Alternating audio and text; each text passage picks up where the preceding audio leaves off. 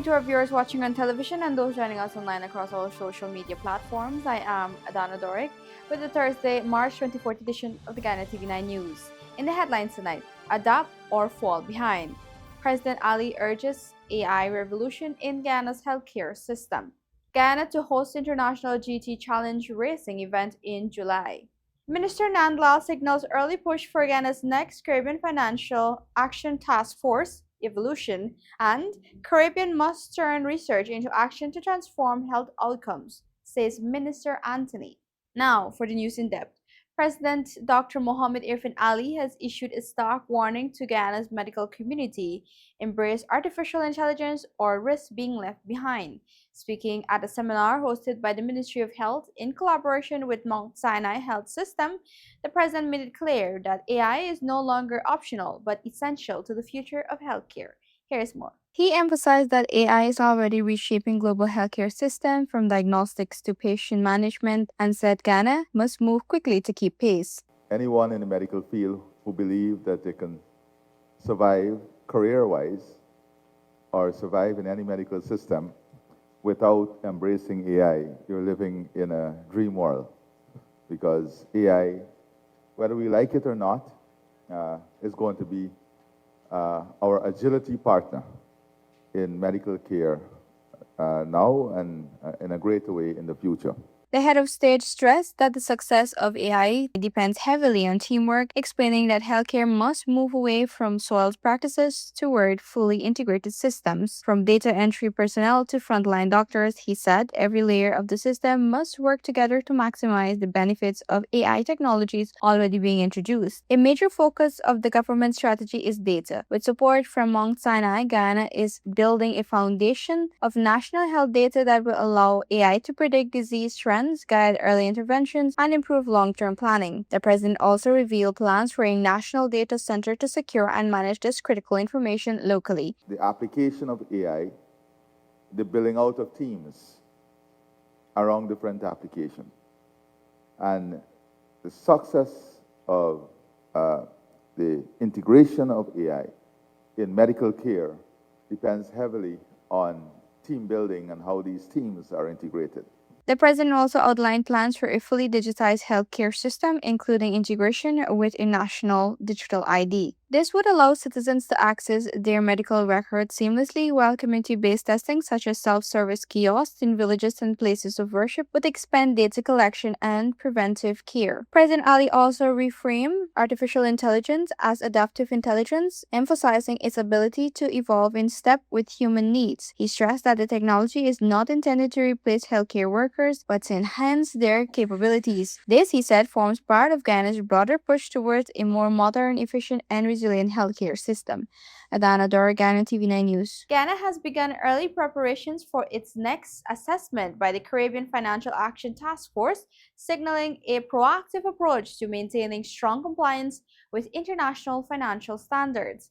Attorney General and Minister of Legal Affairs Anel Nandlal indicated that the country is building on what he described as a solid performance during its most recent evolutions. Here's more. As a member of the CFATF, Guyana is subject to periodic reviews aimed at ensuring adherence to global rules governing anti-money laundering and countering the financing of terrorism. These assessments form part of a broader regional mechanism designed to strengthen financial integrity and accountability among participating states. The evaluation process, conducted every 3 years, involves an in-depth review of several critical national systems. These include the country's financial sector, legal framework, law enforcement capacity, and accountability structures, all of which are examined under a mutual peer assessment model. Guyana's most recent evaluation in 2024 yielded strong results, with the country achieving the highest score among independent English-speaking Caribbean nations. This performance has been highlighted as evidence of progress in strengthening institutional capacity and regulatory oversight. Despite this success, authorities remained mindful of the risks associated with non-compliance. Failure to meet the CFATF standards can result in penalties under its enforcement regime. The situation Guyana Guyana has encountered in the past. This has reinforced the importance of sustained vigilance and continuous improvement. Looking ahead to the next evaluation scheduled for 2027, preparations are already underway within the Ministry of Legal Affairs. As part of this effort, Guyana will participate in a regional conference in Trinidad and Tobago from May 24 to 28, where member states are expected to provide updates in their progress and outline plans to address outstanding obligations. The upcoming engagement will include a multi-agency delegation comprising representatives from key institutions such as the Bank of Guyana, the Guyana Revenue Authority, the Guyana Gold Board, the Special Organized Crime Unit, the Guyana Police Force, and the Office of the Director of Public Prosecutions. Officials stress that maintaining compliance is an ongoing process, particularly in the face of evolving threats such as cross-border financial crime, terrorism financing, gold smuggling, and tax evasion. Bail was refused for quarantine resident Bohan Nural Lakhan charged with hit and run after allegedly striking motorcyclist Mukesh Mathur on Williamsburg Public Road, causing serious injuries. The court cited flight risk, vehicle repair, and evidence tampering concerns. He denied charges, remains remanded as investigation continues, with case adjourned for hearing ongoing court proceedings. We will be back after the short break. Stay tuned.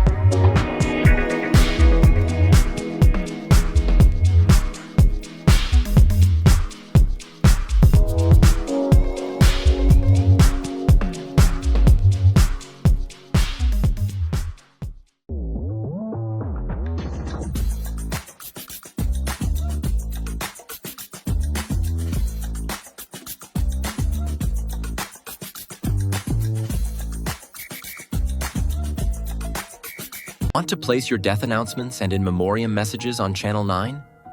Call 592-761-5006, 710-5008, 600-5006. Or visit our office at Lot 85A Lamaha Street, Albertown, Georgetown, Century 21 Building. Guyana Channel 9 is now Guy TV9, proudly under new management. We're building stronger with a balanced and open platform for all advertisers. Whether you're promoting a business, service, or event, your message belongs right here. So choose your spot, news, prime time, or anytime, and reach viewers across Guyana. With affordable rates and professional service, Guy TV9 is your partner in progress. So visit us at Lot 21A Lamaha Street, Georgetown, in the Century 21 building, or call 600-5006 or 761-5006. Guyana TV9. New leadership, fresh outlook, real results. GCOM is currently conducting a national registration exercise. Who can register? Anyone who will be 14 years or older by June 30, 2026 and is a Guyanese citizen by birth, descent, naturalization, or is a citizen from a Commonwealth country living in Guyana for 1 year or more. Persons eligible for registration must visit the GCOM registration office responsible for their area of residence to apply. Persons who are already registered could apply for a name change if they have changed their names since they were registered, apply for corrections if there is incorrect information on their national ID cards. Persons who are desirous of conducting any of the above transactions must provide the relevant supporting documents. Persons who are already registered must collect their new ID cards if they have not yet done so. This registration exercise will end on May 29, 2026. You need to apply for a transfer if you now live at a different address than the one you were registered at. For more information, contact the GCOM on 225-027729 or visit www.gcom.org.gy.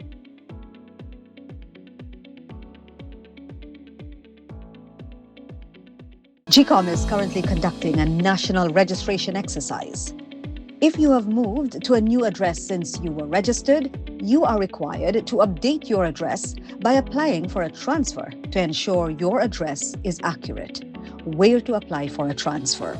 Visit the GCOM registration office responsible for your area of residence to apply for a transfer. When to apply for a transfer? You can apply to have your address updated during this national registration exercise. This registration exercise will end on May 29, 2026.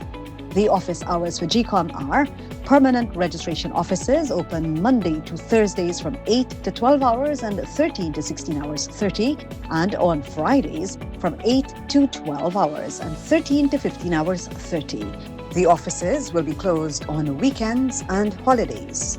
For more information, contact the GCOM on 225-027729 or visit www.gcom.org.gy. Welcome back. You're watching Ghana TV9 News Bulletin. The government of Ghana has officially signed an agreement that will see the country host a major international motorsports event, marking a significant milestone in the expansion of the sports tourism sector.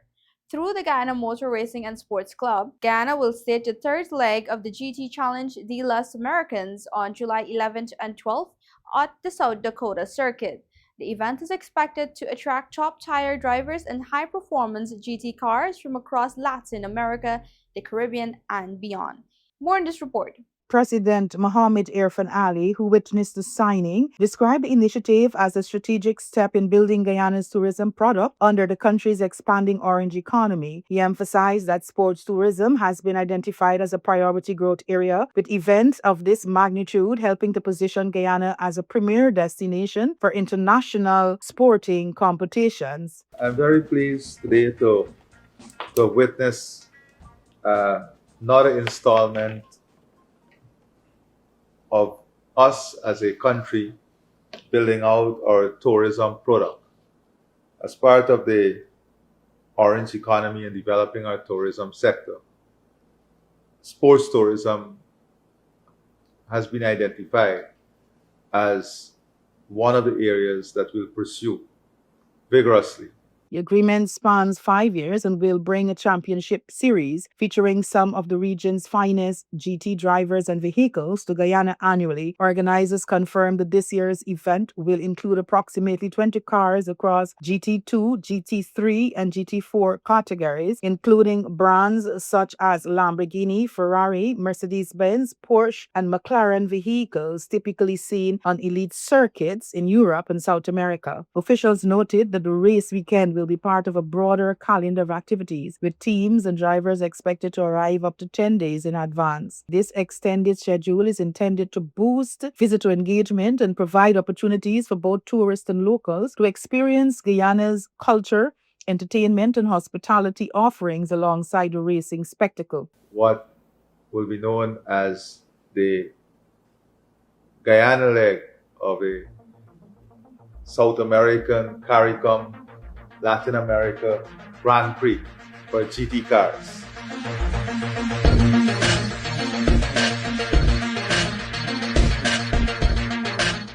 And the work that has been done by the Motoring Guyana Motor Racing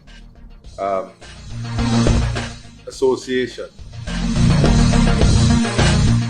is worth emulating by other sporting body in Guyana. The South Dakota Circuit has undergone significant upgrades to meet international safety and competition standards, ensuring a world-class experience for drivers and spectators alike. Improvements include enhanced track infrastructure, modernized spectator facilities, and upgraded amenities designed to accommodate a large international audience. Organizers also highlighted the regional significance of the event, positioning it as a CARICOM integrated showcase that strengthens ties across the Caribbean and Latin America. With strong government backing and growing international interest, the Guyana leg of the GT Challenge is expected to become a flagship event on the regional motorsport calendar. Caribbean nations must move decisively to convert research into real-world action if they are to improve public health outcomes, according to Ghana's Minister of Health, Dr. Frank Anthony.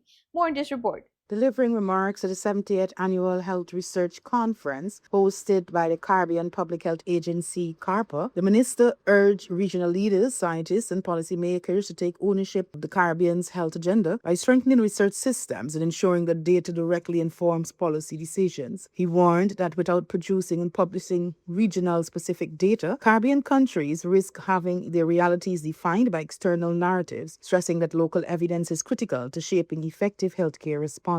If we do not generate our own data, others would define our realities for us. If we do not publish our findings, our stories remain untold. The conference, held under the theme Innovation in Health, has attracted more than 400 participants, including chief medical officers, researchers, public health practitioners, and policymakers, and remains the longest-running health research forum in the English-speaking Caribbean. Anthony described the gathering as a vital platform for collaboration and scientific advancement, while highlighting the urgency of strengthening research capacity and evolving global health threats such as infectious disease resurgence, non-communicable diseases, antimicrobial resistance, and widespread misinformation. Because the ultimate goal of research is not publication alone. It must have an impact. It must lead to better outcomes, better health outcomes. It must lead to stronger health systems. It must result in longer, healthier lives for the people of the Caribbean.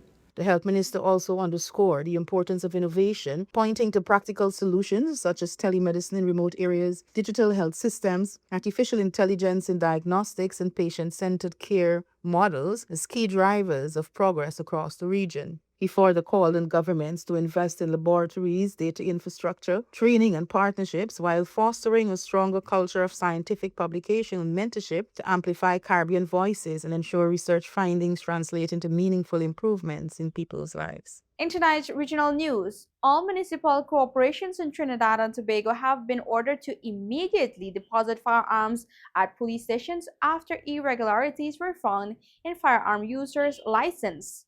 The Ministry of Rural Development and Local Government issued the directive pending audit and verification. The move follows the San Fernando station attack and stolen weapons. Internationally, U.S. President Donald Trump said he ordered the U.S. Navy to shoot and kill any Iranian boats lying mines in the Strait of Hormuz. He also said the military efforts to remove explosives in the strategic waterway will be increased, raising concerns it could undermine a fragile U.S.-Iran ceasefire agreement. Those are our major headlines for tonight's newscast. For more trending stories, follow us on our Facebook, TikTok, and YouTube platforms at GUI TV9. I am Adana Doric. Thanks for watching.